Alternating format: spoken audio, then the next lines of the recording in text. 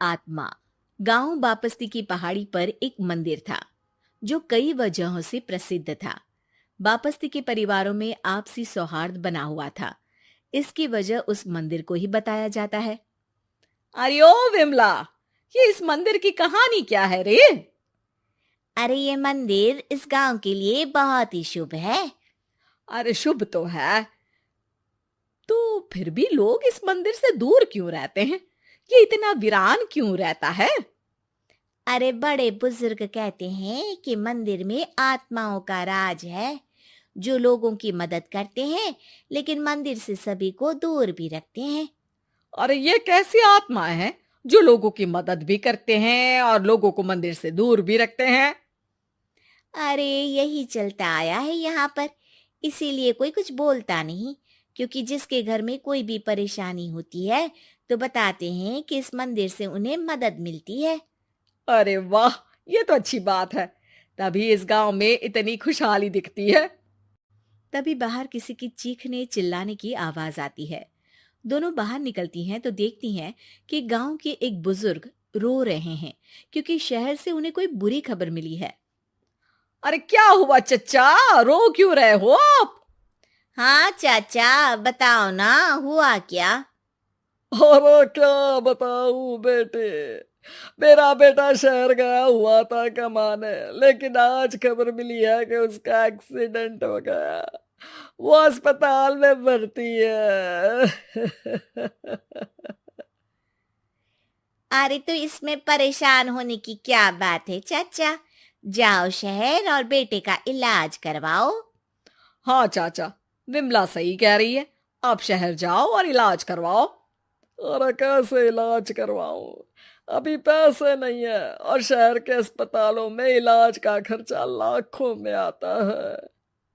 अरे चाचा, भगवान पर भरोसा रखो, कहीं ना कहीं से मदद जरूर मिल जाएगी। बस आज का दिन कैसे भी काट लो। अरे अब तो बेटा थोड़ा समय काटना भी मुश्किल होता जा रहा है। देख कमला, तू ही समझा चाचा को। अरे पैसों का कहीं ना कहीं से इंतजाम तो जरूर हो जाएगा। अरे चच्चा, जब विमला कह रही है तो थोड़ा उस पर भी भरोसा रखो। चलो आपको घर छोड़कर आ जाती हूँ। उसके बाद कमला उन बुजुर्ग को लेकर चली जाती है और विमला मंदिर की ओर चली जाती है।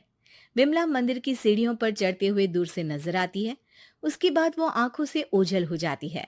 उसी रात उस बुजुर्ग के घर के बाहर एक थैला रखा हुआ मिला। बुजुर्ग उस थैले को देखते ही चौंक पड़ा क्योंकि उसमें 5 लाख रुपए रखे हुए थे। वो बुजुर्ग सुबह दौड़ा दौड़ा गांव के दूसरे बुजुर्गों के पास गया। और मंगल भाई सुनो, मेरे घर के बाहर ये पैसों से भरा बैग रखा हुआ मिला है।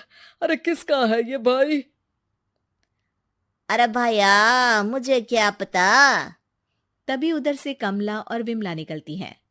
अरे बेटा सुन तो, देख ये क्या रखा हुआ था मेरे घर के सामने। कमला और विमला हैरानी से देखती हैं। अरे वाह, देख विमला, तूने कहा था ना कि कोई ना कोई मदद जरूर करेगा। अरे भगवान सबकी मदद करते हैं, ये पैसों की मदद भी भगवान ने ही भेजी है। और क्या।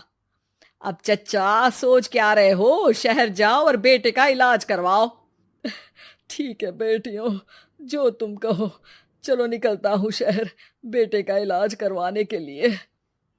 अरे विमला, एक बात तो बता, ये इन्हें मिले तो कैसे मिले पैसे? अरे मैं ना कहती थी कि ये मंदिर सबकी मुसीबतों में मदद भेजता है। अरे वाकई बड़ी पुण्य आत्मा है मंदिर में। सो तो है, लेकिन उनके बारे में लोगों को कम ही पता है। अच्छा, और तुम्हें क्या पता है?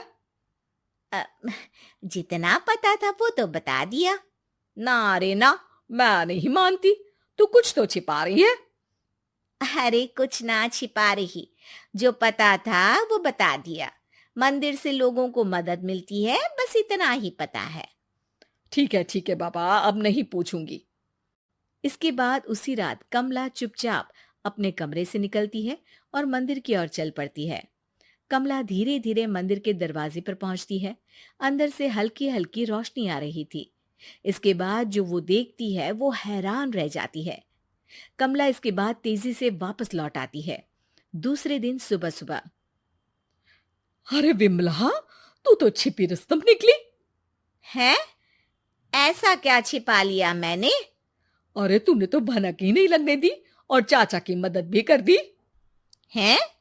ये क्या कह रही हो? ऐसा कैसे कह सकती हो तुम? मैंने कोई मदद वदद नहीं की। अरे सब पता है मुझे, कल रात मैं गई थी मंदिर। तो क्या देखा? अरे तुम्हारा पति और कुछ लोग वहां दिखे। बोरियों में नोट भरे हुए थे और सभी नोट गिनने में लगे हुए थे। तो तुम्हें क्या लगा? वो क्या कर रहे थे? अरे मैं समझ गई कि वो लोग कहीं से डकैती कर पैसे लेकर यहाँ मंदिर के पीछे छिपाते हैं। अब जब तुम जान ही गई हो तो बता देती हूँ, लेकिन ये बात किसी को पता नहीं लगनी चाहिए।